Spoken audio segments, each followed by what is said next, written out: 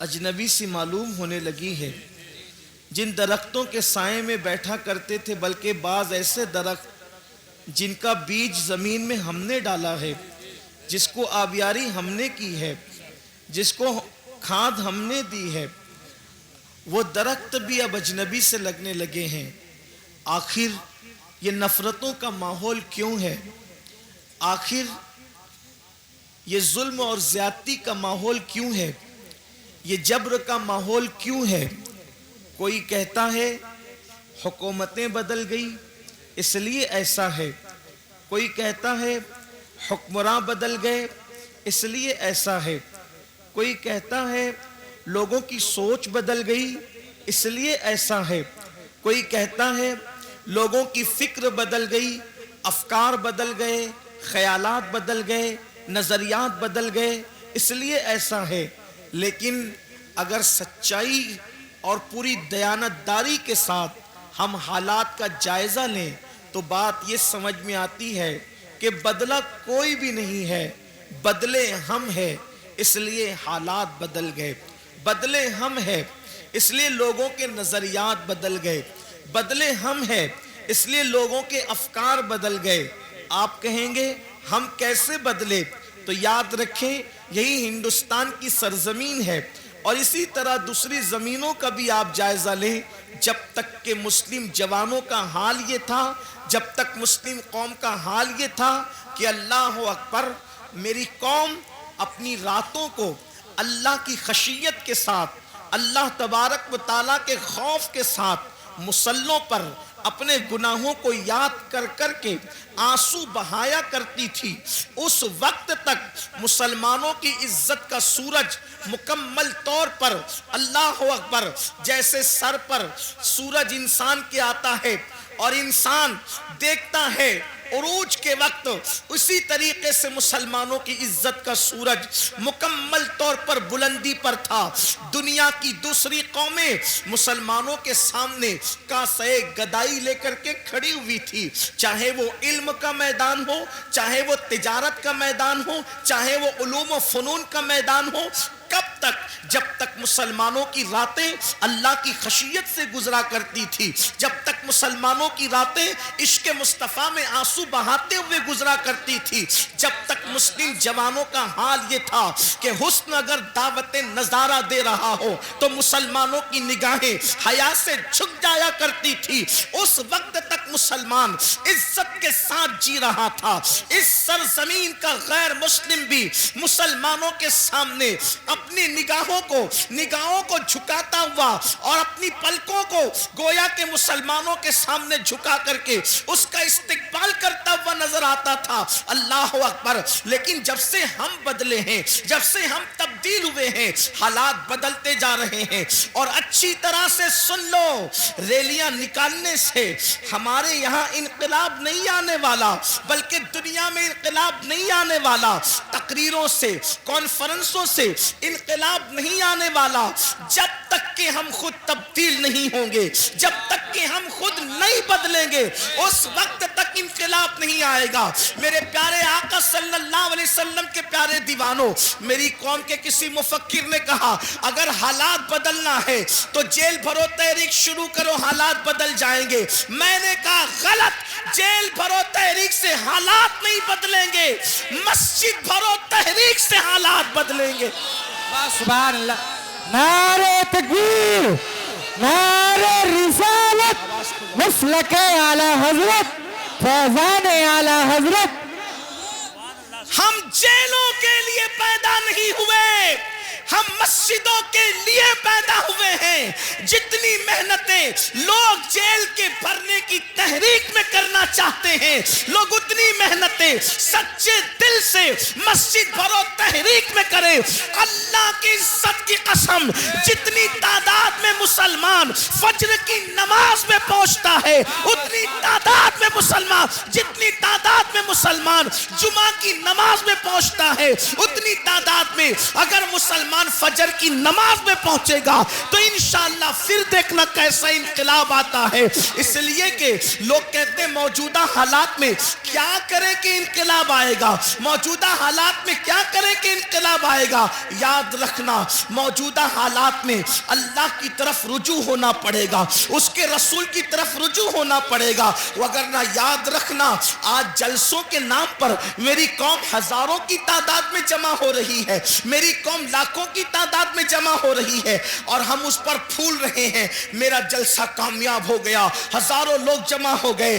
یاد رکھنا میرے نبی نے تو ایسی پبلک کا اعلان آج سے 1450 سال پہلے فرمایا تھا. شاید وہ دن تو آج نہیں آ گیا.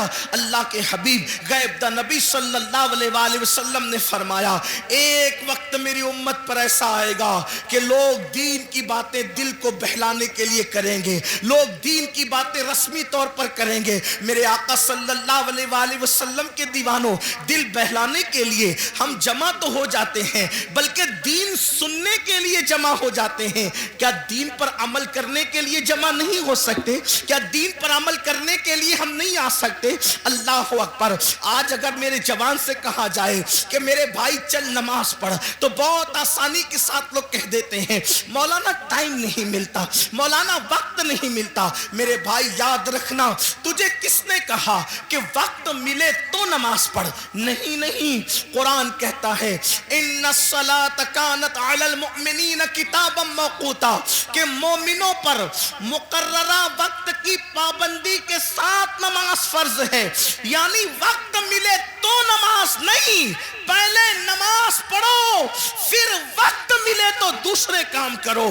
ہم پر پہلے نماز فرض کی گئی ہے. اور انقلاب کیسے آئے گا, تبدیلی کیسے آئے گی؟ یاد رکھنا جب اللہ تبارک و تعالی کسی قوم سے مدد کا ہاتھ اٹھا لیتا ہے تو پھر وہ قوم تباہ اور برباد ہو جاتی ہے, وہ قوم تباہی کے دہانے پر پہنچ جاتی ہے. کیا آپ کو نہیں پتا؟ اللہ اکبر. سیدنا فاروق اعظم رضی اللہ تبارک و تعالیٰ عنہ, ان کو شہید کرنے کے لیے ان پر حملہ کیا ہے فیروز نامی ایک شخص نے, ایک مجوسی نے, اور زخموں سے خون بہ رہا ہے, زخموں سے خون رس رہا ہے. ایسے عالم میں فاروق اعظم تیمم کرتے ہیں اور تیمم کر کے اٹھ کر کے کھڑے ہوتے ہیں. کسی نے کہا امیر المومنین پورا وجود لہو لہان ہے اور آپ نماز کی تیاری کر رہے ہیں. فاروق اعظم فرماتے ہیں میں نے انہی کانوں سے اپنی آنکھوں کی ٹھنڈک مصطفیٰ جان رحمت سے سنا ہے کہ جس نے نماز چھوڑ دی اس کا دین میں کوئی حصہ نہیں, اس لیے کہ نماز دین کا ستون ہے. آپ مجھے بتائیں نا, آج اللہ اکبر اگر آپ کے گھروں سے دھواں اٹھ رہا ہے, اگر آپ کے گھروں کو جلایا جا رہا ہے یا تمہیں گھر سے بے گھر کیا جا رہا ہے, تو تھوڑی دیر تصور تو کرو, جو قوم اللہ کے گھر کو ویران کر دے کیا اس قوم کے گھروں کو ویران نہیں کیا جائے گا؟ مجھے بتاؤ, تمہارے گھروں پہ بلڈوزر چل رہے ہیں تو تمہیں اتنی تکلیف ہو رہی ہے, برسوں سے تم نے اللہ کے گھروں کو ویران کیا ہے. کبھی یہ تو سوچا ہوتا؟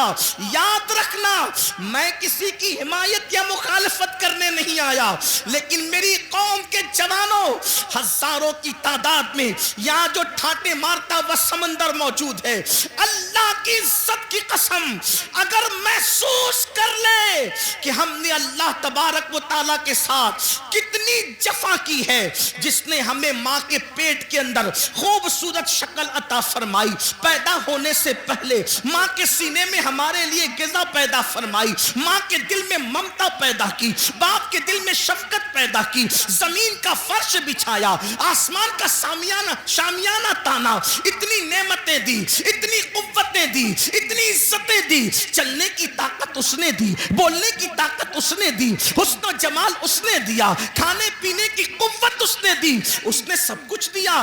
دوستوں کے لیے وقت ہے, بیوی کے لیے وقت ہے, بچوں کے لیے وقت ہے, بھائیوں کے لیے وقت ہے, سب کے لیے وقت ہے, حتیٰ کہ اپنے کتوں کو ٹہلانے کے لیے وقت ہے, حتیٰ کہ چڑیا کوے پالنے کے لیے وقت ہے, حتیٰ کہ طوطا مینا کو دینے کے لیے وقت ہے.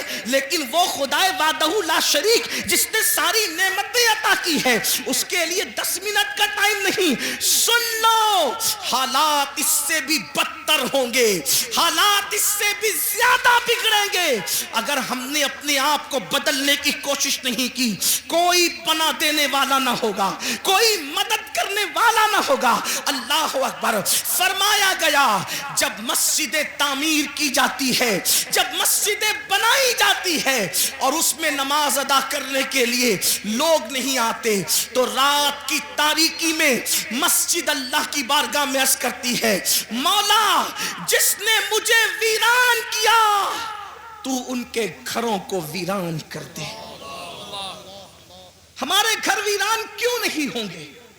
ہمارے گھروں سے آگ کے دھوئیں کیوں نہیں نکلیں گے؟ ہمارے گھروں کو زمین بوس کیوں نہیں کیا جائے گا؟ اس لیے کہ ہم نے برسوں سے اللہ کے گھروں کو ویران کر دیا. جمعہ کی 2 رکعت کے سوا ہمارے نامہ اعمال میں ہے کیا؟ ایک جمعہ کی 2 رکعت. مسلمانوں کی 95% آبادی نماز کے لیے نہیں. رمضان المبارک کا حال یہ ہے, تراویح سے لوگ غائب. اتنی رکعتیں مولانا کیسے پڑھیں گے؟ دوستوں کے ساتھ گھنٹوں کھڑے رہ سکتے ہو اور رب کی بارگاہ میں کھڑے نہیں رہ سکتے. جم کے لیے, جسم کو بنانے کے لیے ہم برابر وقت نکال لیتے ہیں. میں اپنے جوانوں سے کہتا ہوں بالکل جم کرو, وقت نکالو, لیکن یہ بھی کہتا ہوں جسم بنانا ہے تو جم جاؤ, اور اگر قبر کے کیڑوں سے جسم کو بچانا ہے تو مسجد میں آؤ. سبحان اللہ سبحان اللہ. جم جاؤ گے تو جسم بنے گا, مسجد میں آؤ گے تو جسم قبر میں بچے گا. ہاں ایسے بھی لوگ ہیں, ایسے بھی لوگ ہیں کہ جن لوگوں کے کفن کو بھی مٹی نے میلا نہیں کیا, ان کے کفن بھی محفوظ رہے. ارے دور کہاں جاتے ہیں اور کدھر جاتے ہیں؟ یہی مراد آباد کی سرزمین ہے, اور اس سرزمین پر ایک اللہ رب العزت کا ایسا بندہ جو اپنے وقت کا عظیم عاشق رسول تھا, جسے دنیا, اور وہ بھی اللہ اکبر, مجاہد حریت, مجاہد آزادی, 1857 کا وہ عظیم ہیرو جس نے انقلاب میں اپنا خون جگر دے کر کے اللہ اکبر اسی ملک کی آزادی کے لیے بنیادیں فراہم کی, اسے دنیا سید کفایت علی کافی مراد آبادی کے نام سے جانتی اور پہچانتی ہے. آپ جانتے ہیں ان کے مزار مقدس سے روڈ ہو کر کے گزر رہی تھی, اور اللہ اکبر جب کھدائی ہوئی تو اس وقت لوگوں نے دیکھا کافی مراد آبادی کا جسم تو جسم محفوظ تھا, لیکن کفن کو بھی مٹی نے میلا نہیں کیا تھا. یہ کس کی زندگی ہے؟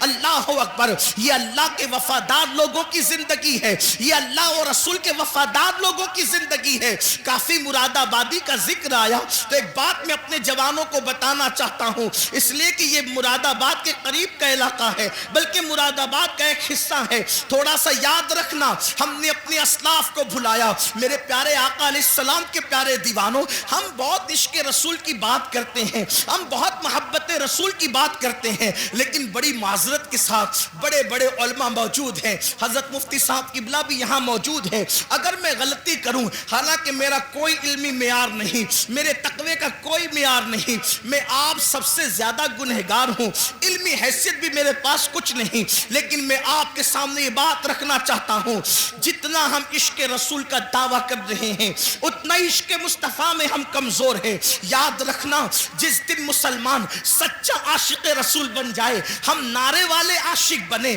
ہم کھچڑے اور شربت والے عاشق بنے, ہم بریانی والے عاشق بنے, لیکن ہم نے سچے عشق رسول کی طرف کبھی قدم نہیں بڑھایا. بڑی معذرت کے ساتھ آج لبیک یا رسول اللہ کے نعرے تو بہت لگ رہے ہیں, مجھے اس نعرے سے کوئی اختلاف نہیں, مجھے بہت اچھا لگتا ہے جب کوئی لبیک یا رسول اللہ کہتا ہے, ہے. کبھی سوچا لبیک یا رسول اللہ کا مطلب؟ یا رسول اللہ میں حاضر ہوں. حضور کہہ رہے ہیں نماز کے لیے آ. کیا کبھی کہا یا رسول اللہ میں حاضر ہوں؟ حضور بلا رہے نماز کے لیے آ. وہاں سے تو غیر حاضر ہے. حضور فرما رہے اپنے چہرے پہ داڑھی سجا. وہاں سے غیر حاضر ہے. حضور فرما رہے ماں باپ کے حقوق ادا کر. وہاں سے تو غیر حاضر ہے. حضور فرما رہے ہیں اپنے بھائیوں کے حقوق ادا کر. وہاں سے تو غیر. برائے کرم تشریف رکھیں.